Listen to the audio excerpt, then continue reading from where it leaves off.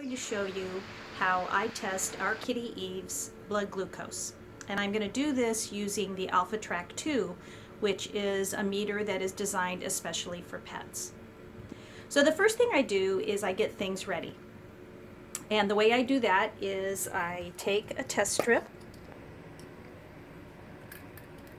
and I insert it in the meter. However, I don't put it all the way in to activate the meter. It's just in there partially. Now the reason I do that is because if I put it all the way in, then the meter would actually turn on, and it has a timeout feature.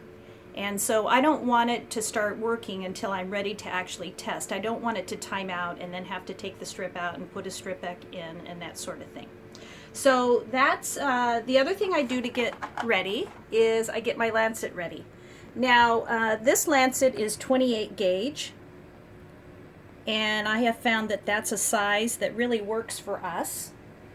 I have tried using smaller lancets, but they don't seem to work as well with Eve.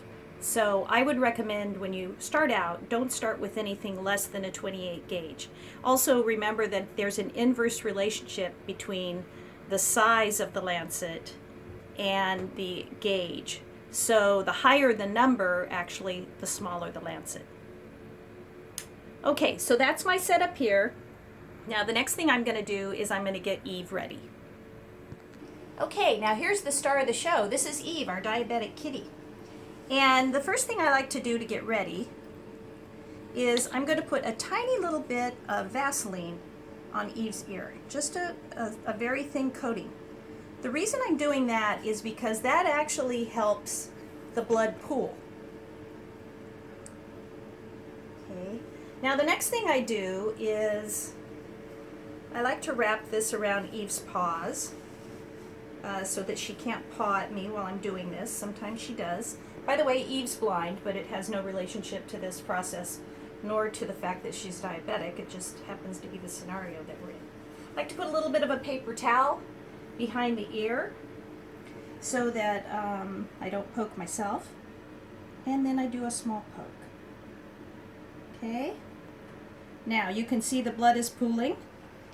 And what I'm going to do is I'm going to scoop it onto the base of the lancet. And the reason I do that is now I can let Eve go. She doesn't have to stay restrained. No. And the less time that you have to keep the kitty restrained, I think the better. She can go on and get ready to eat. So now what I'm going to do is I'm going to come over here, and I just pushed this in and activated the meter. The first number that comes up is a code that's related to the strips. And that will change every time you start using a new jar of strips. Now this tells me that it's ready for testing. So because I've got some blood on the base of the lancet, I don't have to try to get a bobbing kitty ear. I don't have to worry about her shaking her head and distributing the blood. I've got it right here. So it makes it really simple for me.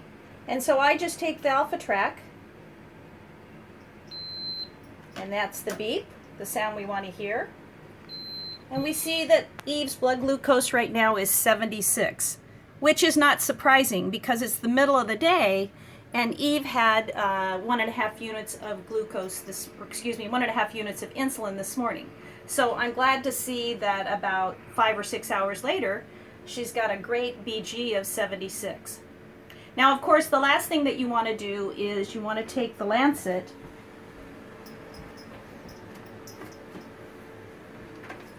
and dispose of it safely in your sharps container. And if this were morning time and I were also going to be giving Eve an injection of insulin, then of course after the injection I would also put the syringe in this sharps bucket as well. And then as soon as this thing fills up, I go back to Walgreens, I give them the full one, they give me an empty one, and we start all over again.